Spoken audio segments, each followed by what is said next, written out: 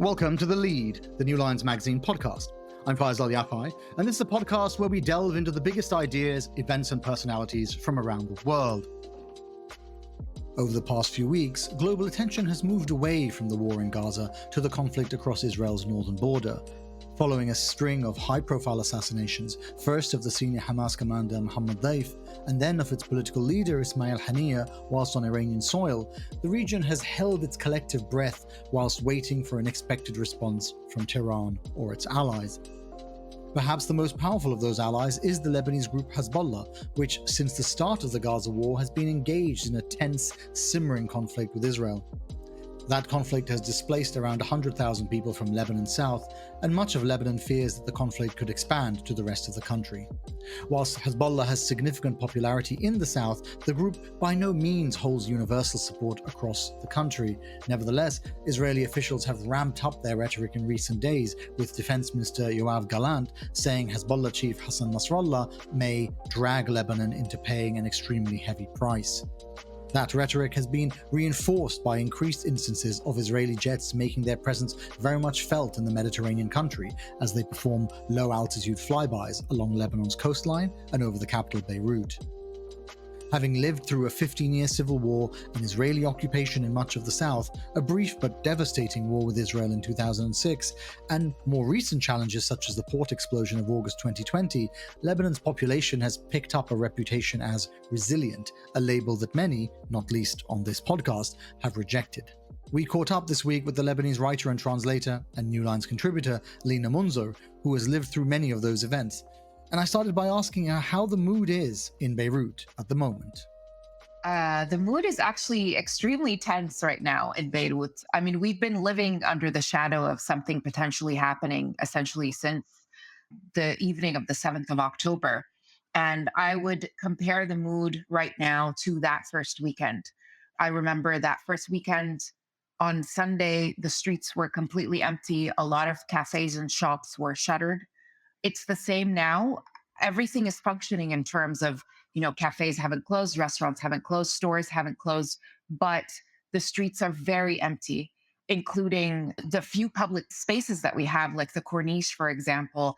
So people are mostly staying home, it seems like, and it is quite disconcerting to be out in the streets and to have traffic be so sparse and not to see people. It's almost akin to like the early days of COVID, to that extent that, the streets and public spaces, how empty they are.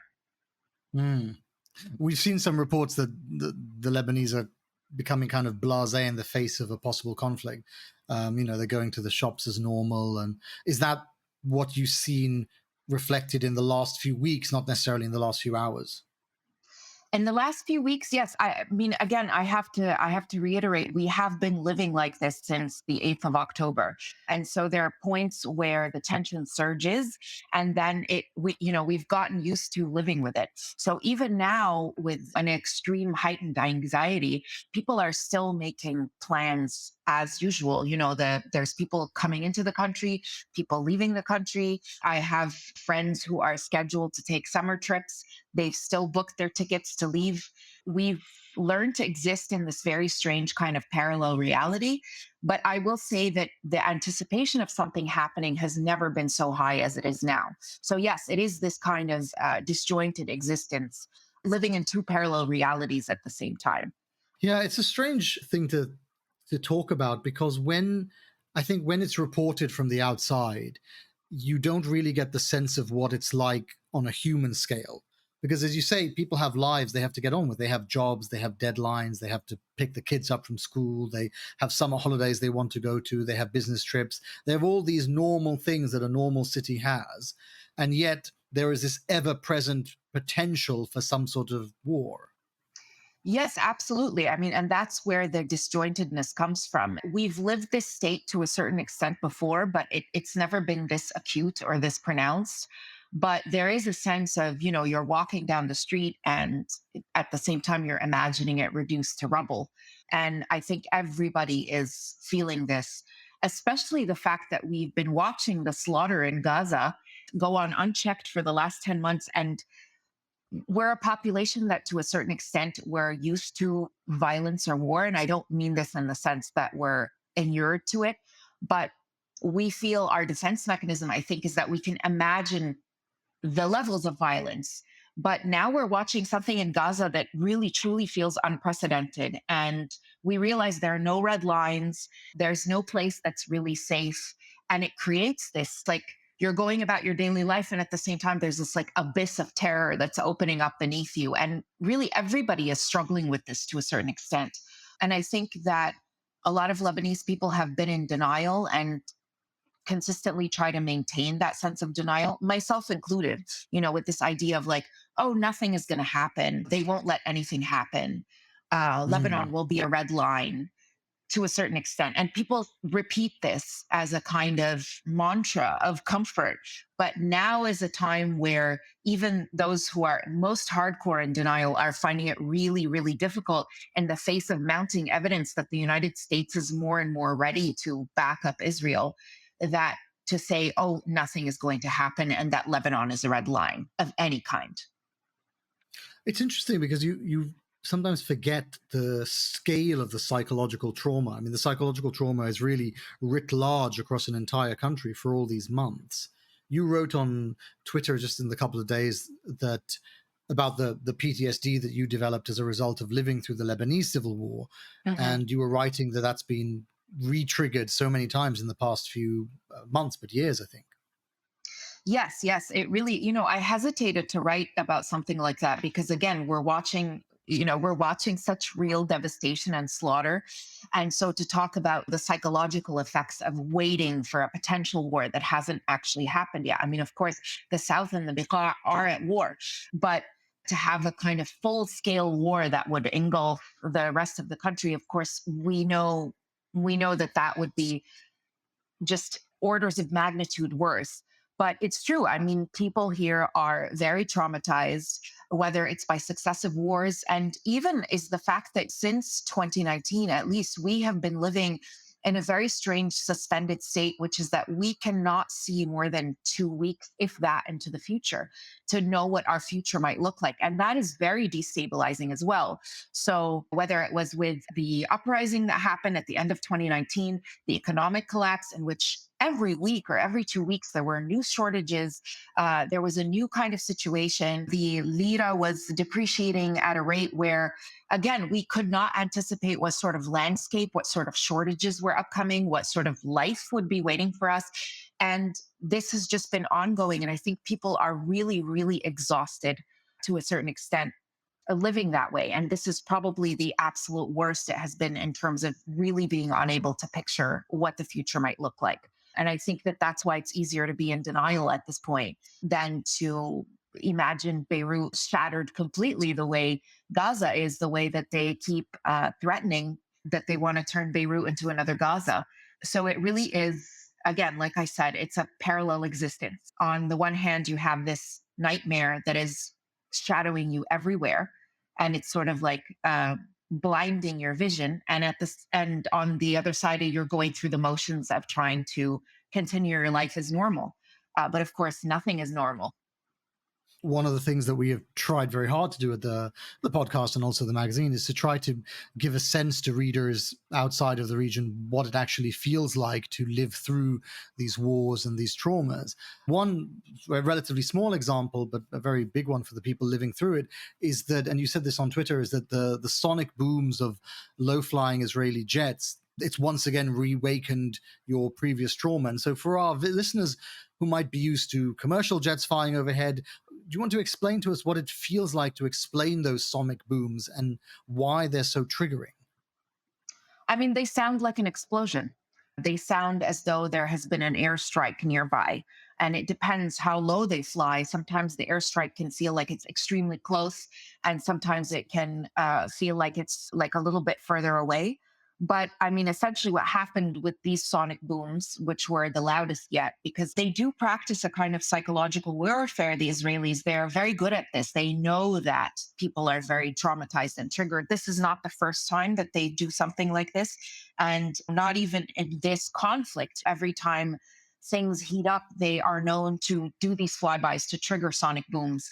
And the glass rattles as if there was an actual airstrike. And then you have to go and check and call, and everybody turned to Twitter to see, was that an airstrike or was that a sonic boom?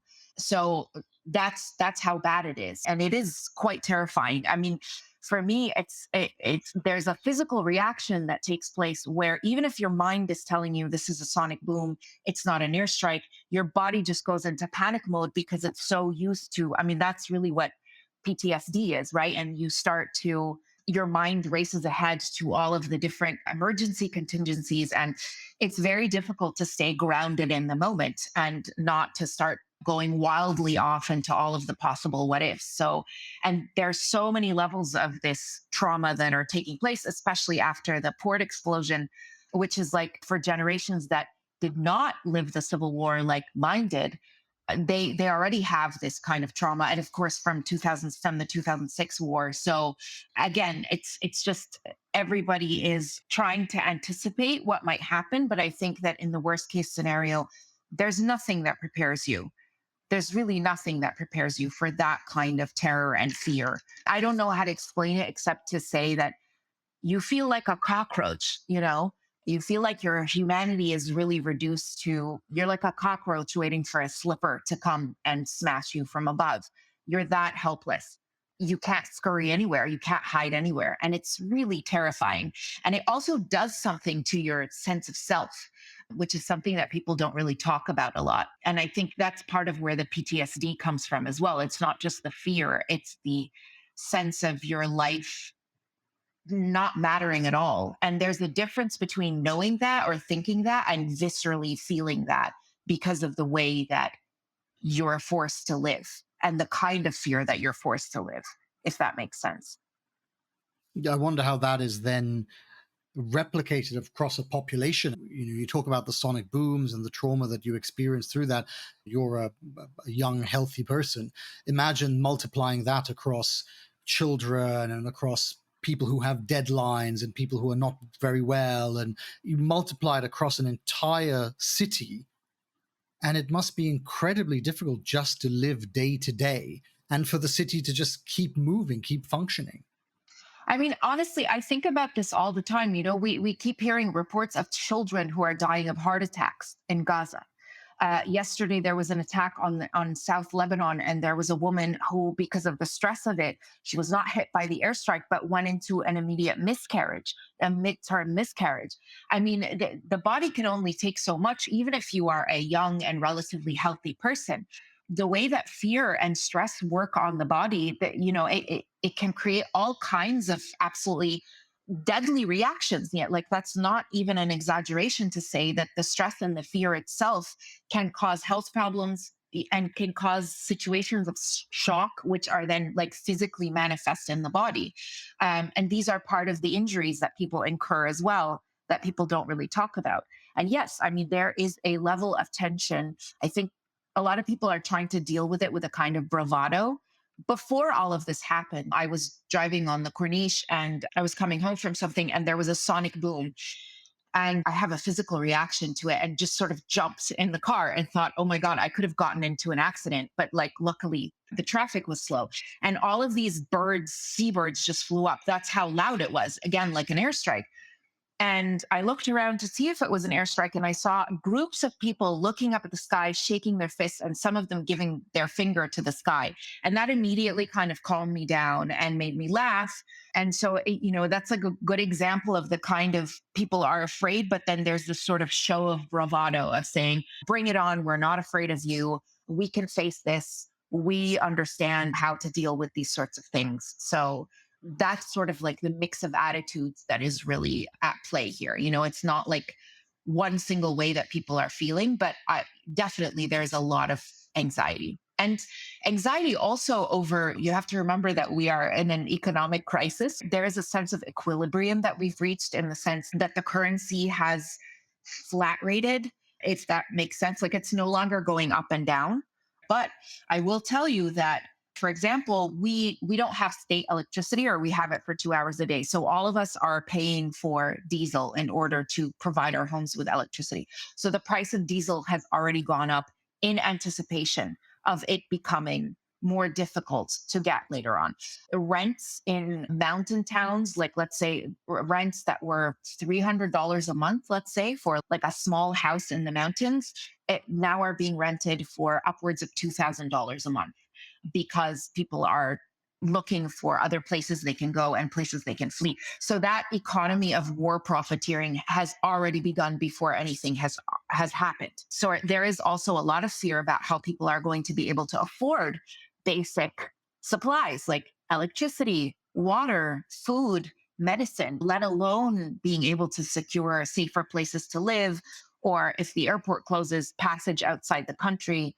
So there's all that as well. You're talking about an extremely economically depressed population who now has to, and who lost all their savings very recently to the banks, now having to scramble and figure out how to get enough money together for all of these worst case nightmare scenarios.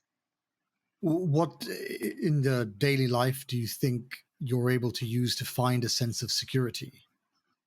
Honestly, friends and family, people are really pulling together, not to romanticize it, but this is a population where we all seek comfort in one another and we're used to that. I think war brings out the best and the worst in people, but there is very much a sense of people trying to band together, to just seek company in one another, to try to spend time together and to comfort one another. And if I look back on my childhood, which was a Civil War childhood, I have some very beautiful memories of people sitting in the shelter together, playing cards, having dinner. So I think that this instinct kicks in immediately of people trying to band together. I mean, I've been spending a lot of time with friends recently, and that's really the only comfort that I've been able to find because it's the sense of like, well, we're all in this together. Like, whatever happens, it's going to happen to all of us, and we're going to find a way to get through it together. You wrote an essay for us. You were writing about the anti-government uprising of 2019, but in it you wrote, quote, "I was dreaming of a life that included parks and trees." Where does that dream stand today? Oh my God, it's so far away. It's really so far away. It feels very, it's difficult because one of the things that I've been thinking about constantly now, which you kind of can't help, is what does your own small life mean against the backdrop of these like massive historical forces, right? And of course, I feel like anybody who is fighting for something is fighting for that, for the small things and the ability to live in dignity and the ability to be able to enjoy leisure time without worrying about, I don't know, if a missile is going to come from above or if you're going to be able to feed your family. But at the same time, when you look around you and there is this like absolute imminent danger of not being able to secure your most basic needs, things like that almost seem laughable. I mean, I know that they are extremely important because they represent the kind of dignified life that we are all fighting for and hoping for. And at the same time, it feels extremely silly to wish for anything beyond just the basic ability to survive from day to day. And again, this is part of the disjointedness of life, that you have these ambitions and you have these dreams that are beyond mere survival, but you live in a region and you live among forces that keep trying to reduce your life to mere survival. And I think that's the biggest psychological challenge that everybody faces, of trying to believe that your life means something more than that of a cockroach, essentially. Lina Mounzer in Beirut there. Accessing information from Lebanon South can be more difficult than from the rest of the country. Journalists require multiple permissions from the Lebanese army, and many areas are completely off limits to reporters. Furthermore, much of the media attention has been focused on the conflict raging in Gaza to the south. As such, the picture from the south, especially in English language outlets, has been patchy to say the least, and we tried multiple times to hear from journalists on the ground. I spoke to Faysal Itani, Senior Director at the New Lines Institute for Strategy and Policy in Washington, to hear about the geopolitical calculations. But I started by asking him what the conflict in the South really looks like.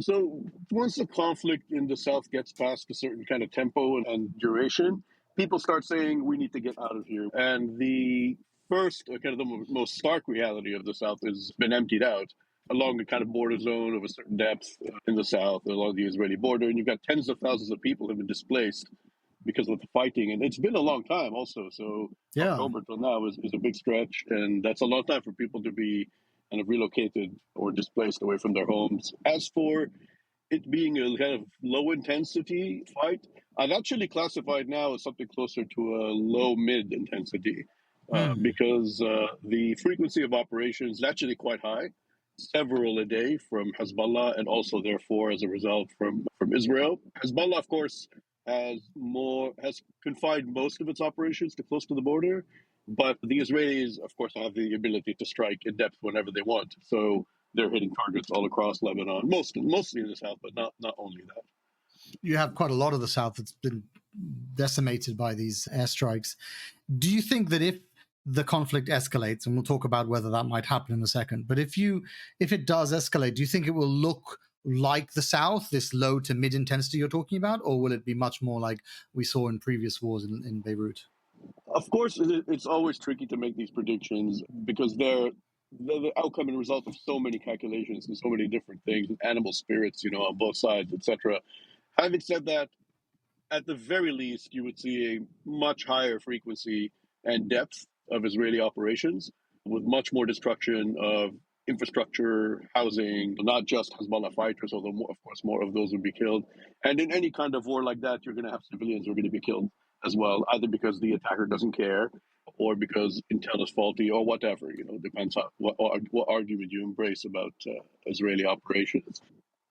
Having said that, there is another scenario that's a little less familiar to us, at least for the past few decades, but has happened before, which is that the Israelis would invade Lebanon on the ground and seek to displace or push Hezbollah away from the border and, in the process, teach them a lesson. I think these are actually two very different scenarios. And I don't think enough attention is paid to how broad the spectrum of a war could be. Anything from standoff strikes by the Israelis, which they've proven that they're very good at, to something like a ground operation in Lebanon, in which I think all bets would be off once something like that happens. And there's much more dangerous environment for the Israeli military. It's a tricky time because you do definitely get the sense that, and I think this is probably much more about Netanyahu himself and his political survival, but you do get the sense that the previous red lines, the previous idea of what was acceptable has gone. And so I know a lot of people are predicting that if there is a war, especially if it reaches Beirut, it will look like 2006. I'm persuaded by the idea that there might well be a ground invasion and that the ground invasion might be very different to what has come before. I think sometimes we've thought rather too much that any potential war, if it isn't just a skirmish border war, would be something like the 2006 war. And actually, it could be something much deeper and longer and wider. Yeah, I mean, look, it's been discussed, and there's a couple of things that are driving this new way of thinking, if you want to call it that. First of all, is the thing you mentioned, which is we have this kind of unknown quantity, which is BB. Yeah. He has calculations that are obviously connected to Israeli security and strategic interests, but at the same time, he's also got this very complex political situation of his own. Yeah. And because of that, I'm not a scholar about Israeli politics at all. But I will say that does add a kind of X factor or an element where it becomes difficult to predict what the Israelis are going to do next. The other thing that's happened is because of October 7, their kind of strategic culture has changed a little bit. I'm not sure how much or for how long, but certain things that were seen as just kind of cost of doing business. We have a big war in Gaza going on. It's to be expected there are going to be some Hezbollah operations, and maybe we'll deal with it later, or maybe we won't. Maybe Gaza will finish and it'll stop. But now you've got this mentality of this is all like one package of terrorist threats. And just like we can't tolerate it from Gaza anymore, we can't tolerate it from Lebanon anymore. And so we have to do something drastic. Now, I don't know if this side has won the argument, so to speak, but I know that that's what the argument is. And it's a shift in mentality. Whether or not this is a rational shift or not, that's a different story. But this is what I think is going on. How far do you think the strategic thinking has shifted? I mean, some of the things that were deemed to be excessive, such as the killing of Ismail Haniyeh, have happened. And you wonder to what degree there is an argument internally about what is acceptable, what were the previous rules of war, and should we adhere to them? So I think the conversation about Gaza is a bit simpler internally. for the Israelis, as far as I can see, they're intending to kill all the leadership of Hamas. And that's actually like a military objective. And the war will not finish until that happens. At least that's what they intend. I don't know what's going to end up happening, but that's what they intend. And I don't think there's any argument about that, really. There seems to be the consensus on the Israeli side. Right. Lebanon is a different story. Lebanon, for a long time, there's been this kind of balance of terror, whatever you want to call it, between them and Hezbollah. And it's held for, nearly 2 decades. And it was going more or less okay as far as the Israelis were concerned. But now, no, I think if there was no debate, I think it would already have happened. But I would say that a substantial amount of the people in the security apparatus, in the intelligence services, they're very happy and pleased with how the operations against Hezbollah have gone over the past few months, because the intelligence is good, the accuracy is good, and they're killing the people they want to kill. Those are probably the ones getting excited about it and trying to convince others that it's the right thing to do. We're hoping you might give us a broad idea of the geopolitical strategy within Lebanon. Then perhaps you can explain to the audience why we're not talking about what Lebanon wants, but what Hezbollah wants. So Lebanon, as a sovereign state, it's a stretch to call it one, really, because there's a big chunk of its territory it doesn't control, and that's under Hezbollah's control. The state is generally weak anyway against most of the major political players, and Hezbollah, because of just sheerly how powerful and popular it is, are able to run their own foreign policy without any input from the Lebanese government. So that makes the Lebanese government a passive player here. And ironically, the Israelis don't actually see it that way. They see Hezbollah, the Lebanese state, everything is like the same batch of enemies, which is why they tend to attack Lebanese infrastructure and things of that sort. But in truth, this is not the case. It's an inaccurate view of the country. Hezbollah is conducting their own foreign policy and therefore their own war. So that's why we talk about Hezbollah and not Lebanon. And what do you think Hezbollah's interest is in this low-level intensity conflict? Why have they been pursuing the conflict on Lebanon's southern border for the best part of the year, since the Gaza war started? Okay, so look, Hezbollah, if you want to consider Hezbollah as discrete from what's happening in Gaza and Hamas, which I do, Hezbollah basically started this war against the Israelis. They opened operations against them on October 8th, and they promised that they would continue these operations until Israel ceased its war on Gaza. So that's a promise they made at the opening of the war. Maybe they thought the war was not going to last that long, or maybe they knew it might last a long time. But as they calculated, they couldn't not do anything, because they share this kind of axis of resistance, them and the Iranians and Hamas. They couldn't do nothing. They had to do something. On the other hand, they're not going to risk a catastrophic war with the Israelis over Gaza. This is not their core interest. It's an ideological interest, but Hezbollah has to take care of itself, its people, its own interests. And Iran also has its own interests separate from Gaza. So they tried to kind of have it both ways, where they get to fight the Israelis, inflict casualties, and of course create this disturbance in northern Israel where they have displaced tens of thousands of people. They wanted to do this, but they didn't want an all-out war. What seems to have happened is this: the Israelis, rather than do a kind of tit-for-tat exchange with Hezbollah over the last few months, they decided to escalate every time Hezbollah hits them. So if Hezbollah hits, a military barracks, they go and kill a Hezbollah commander or 2 Hezbollah commanders. Or they try to assassinate the senior leader, or they hit something in Iran. So Hezbollah is now contending with the fact that they have this opponent that's a little more energetic maybe than they expected, and that there's a cost to these kinds of Hezbollah operations, and one of the risks is this spirals into a bigger war. I don't think they want one, and I don't think the Iranians want to burn Hezbollah over Gaza. But these things take on a logic of their own, and once the enemy starts provoking you that much, then you begin to feel like, oh, what am I going to do to reestablish some sort of deterrent? And that's the kind of conversation we've been listening to, and we heard from Hassan Nasrallah as well, actually, in his speech. What did you make of the speech, actually? I think Hassan Nasrallah's speech, by and large, tried to tackle one problem.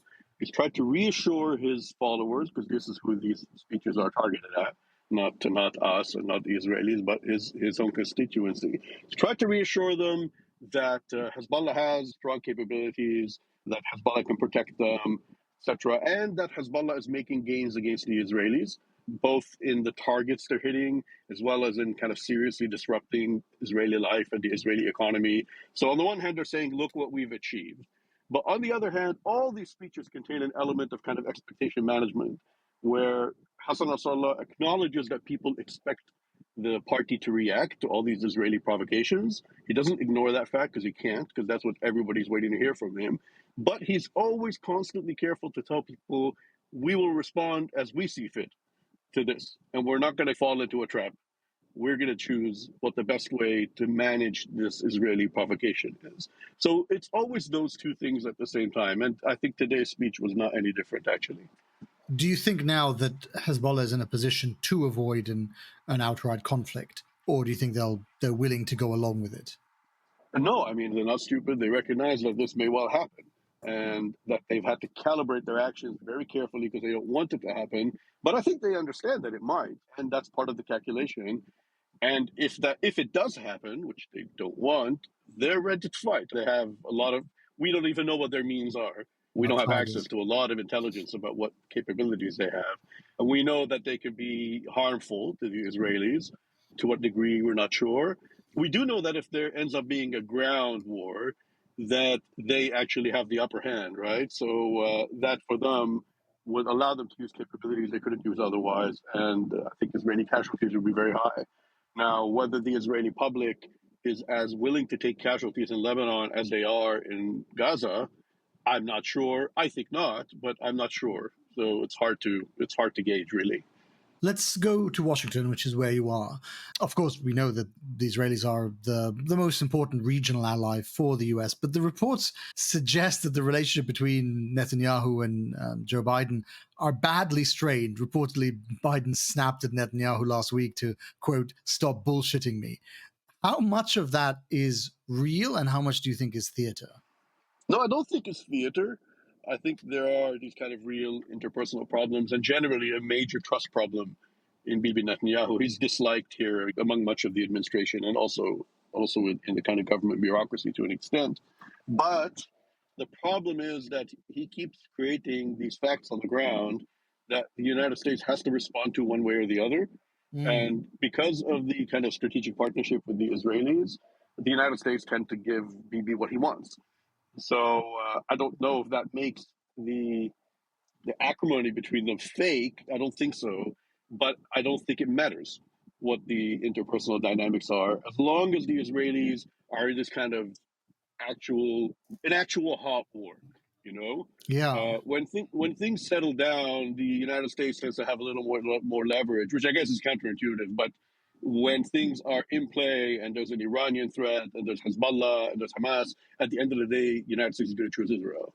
And whether it does mean that there's a constant impetus on the part of the Israeli leaders to escalate it into a hot war because they know that that's the moment when Washington will ride to their rescue.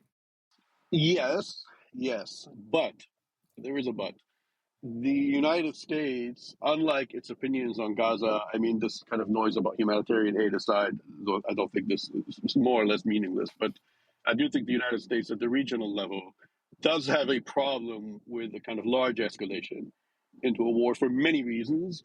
Part of those reasons is people forget that about, 1.5 years ago, the U.S. position in the Middle East was quite good. It had kind of redeployed from Iraq, most of Syria, but still was able to hold the Iranians off. It was building this coalition of Arab states that were then going to sign peace treaties with Israel, and we're going to have one big happy family. And then we could leave all this for a little bit and delegate it to our friends and go take care of China and Russia. So this was originally what the national security strategy of the United States was, literally. And then this war happened, a local war in Gaza. Could have stayed small, but grew big. And now the United States is in a position where all of its equities are threatened by a regional war with Iran. If they don't want that war, frankly, the United States has many, much more broader interests than Israel does, and much more complicated ones. And Israel is obsessed with one or two things. So the United States, as it were, doesn't want this kind of war. And they've been pushing very hard on the diplomatic side to avoid this kind of war. I don't know exactly what the conversation has been, but I believe the U.S. effort is part of the reason why it hasn't escalated yet. And for that matter, this is something the Israelis need to take into account, because the Gaza war is not an optional war for them. But if they want to start a regional war, that is optional. It's not necessarily going to happen unless the Israelis decide that this is something they're up to. So, in other words, the United States doesn't want this war. And we made it very clear to them that we don't want it. Now, if they do it anyway, what you said is a very good point. Maybe it doesn't matter what we want, and the war starts, and of course we're going to be pulled into it, whether we like it or not. But again, that's a scenario that the United States has been working hard to prevent. What do you think the outcome of the presidential election in November might? What kind of influence do you think it might have on the war? Do you think that there are people within Israel and even within Iran, Hezbollah, that are waiting for a change of government, or are they thinking Trump will be worse? Let's get this war finished. This is a really tricky question. At their core, I don't think Iran and Hezbollah see that much difference from one administration to another. They kind of see there's a constant in U.S. policy towards them and towards Israel. And I think that's quite accurate, but I also think it's not accurate to say they're all identical. And, we've been having this, as you know, spirited discussion here about these presidents, and there are a lot of people on the left or Arabs or both who decided there's no way in hell they're going to vote for Joe Biden because Joe Biden oversaw, what they saw as this kind of mass murder of Palestinians over the past year. But my own opinion is actually Donald Trump will be worse for this situation than Joe Biden was. And that's because I think he's just going to give a complete carte blanche to the Israelis to do whatever they want. And he would be much more belligerent against the Iranians than a Democratic administration would be.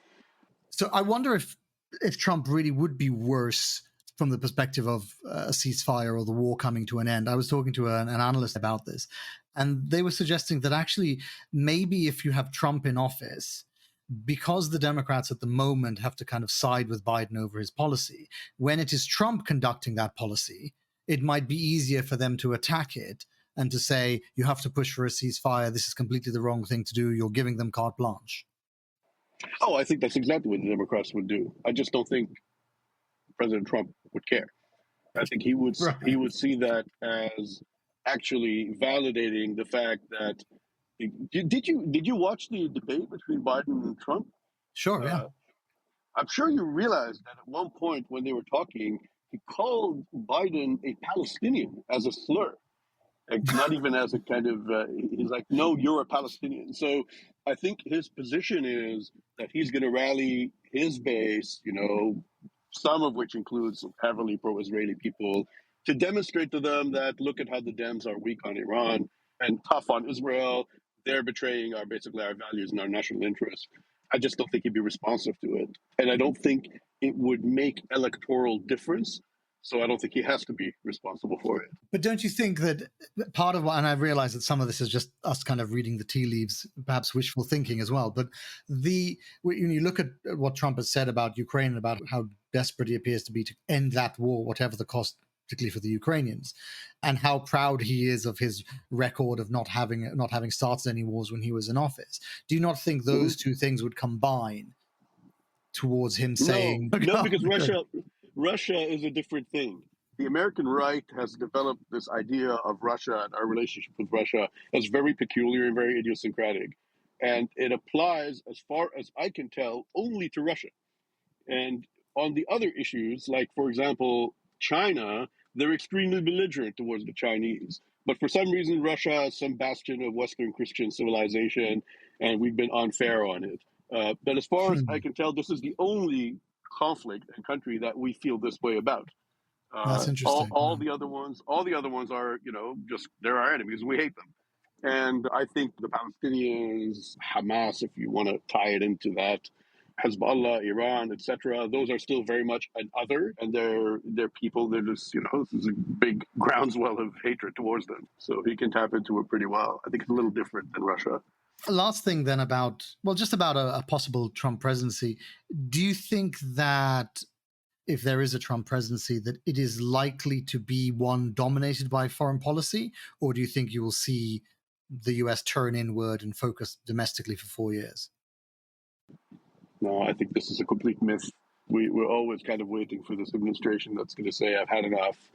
We have problems back home, etc. But it doesn't work that way. I think this is a partly wishful thinking on behalf of certain candidates and politicians, and partly it's an electoral trope, frankly, because Americans don't like foreign intervention. I mean, ironically, we always do it, but from a kind of ideational point of view, they're not interested, unless the United States is being attacked, but otherwise they're not interested. But I'll give you the other Washington trope, is that the world doesn't care what you think. And you have to react to. Right. We have interests. Right. We have interests. We have interests in the Middle East that are quite deep, and they're not just Israel. That's one of several things, and not the most important thing. We have other interests, so we can't really ignore it. But I think people like Donald Trump are going to have a slightly more narrow vision of what the national interest is, and I think what you probably wouldn't see in administrations like Donald Trump is this kind of positive-minded, hopeful, interventions to make certain parts of the world better. I don't think he is interested in that, and neither is the MAGA crowd. That's something they associate with like stupid Democrat presidents and liberals, etc. So that stuff won't happen. But wars, conflict, this stuff never stops. So I don't think they have an option of just turning inward and taking care of America. This has never been an option, really, but it's definitely not an option now. Faysal Itani in Washington there. This has been The Lead from New Lines magazine. You can find Lina Mounzer on Twitter @Wargeti and Faysal Itani @Faysal Itani. Lina's New Lines essay, It Felt Like Love, is linked in the show notes to this episode. This week's episode was produced by Finbar Anderson and hosted by me, Faysal Al Yafai. For more like this, subscribe to The Lead on your favorite podcast app or visit our website, newlinesmag.com.